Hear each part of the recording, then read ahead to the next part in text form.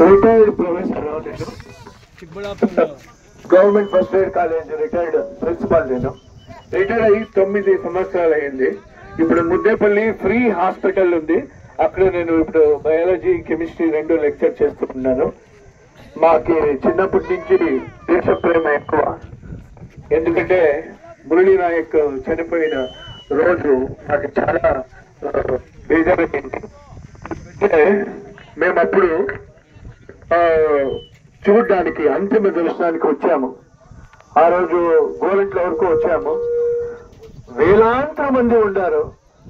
ఆ రోజు చూడడానికి కాలేదు, ఇంటికి వెళ్ళాను, నిద్ర రాలేదు. తర్వాత తెల్లారుజానే లేచి చిక్బళ్ళాపురం నుంచి తిరిగి వెళ్ళాను.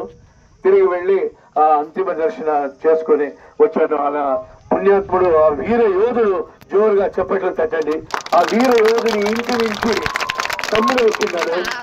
ఆ తమ్ముడు ఆ పేరు జగన్మోహన్ నాయక్ వచ్చారు. ఆ తర్వాత వాళ్ళ రిలేషన్ లోకేష్ నాయక్ వచ్చారు, వాళ్ళ రిలేషన్ ముగ్గురు వచ్చారు.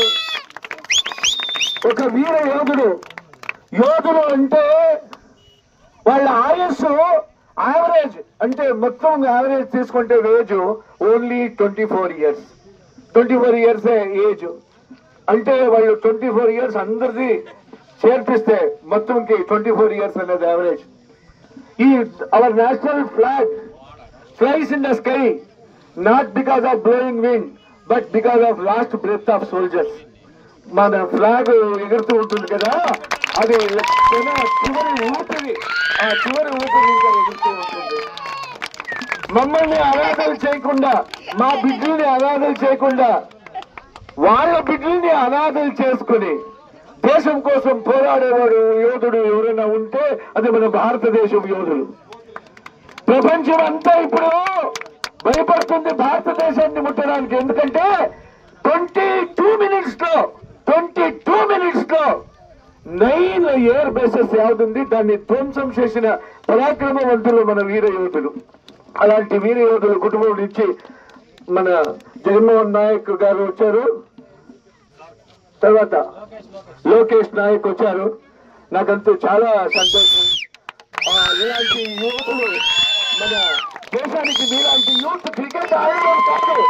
ఇక్కడ ఎంతో శాంతి అంటే వాళ్ళంతా శిక్షణ కొట్టారు, నాకు చాలా సంతోషమే. కానీ ఇవంతా దేశం కోసం మన శక్తి, మన ధనం, మన ధనాలు దేశం కోసం అర్పించాలి అని మాట్లాడుతూ ఈ అవకాశం ఇచ్చిన మిమ్మల్ని అందరికీ నమస్కరిస్తూ నేను సెలవు చేసుకుంటున్నాను.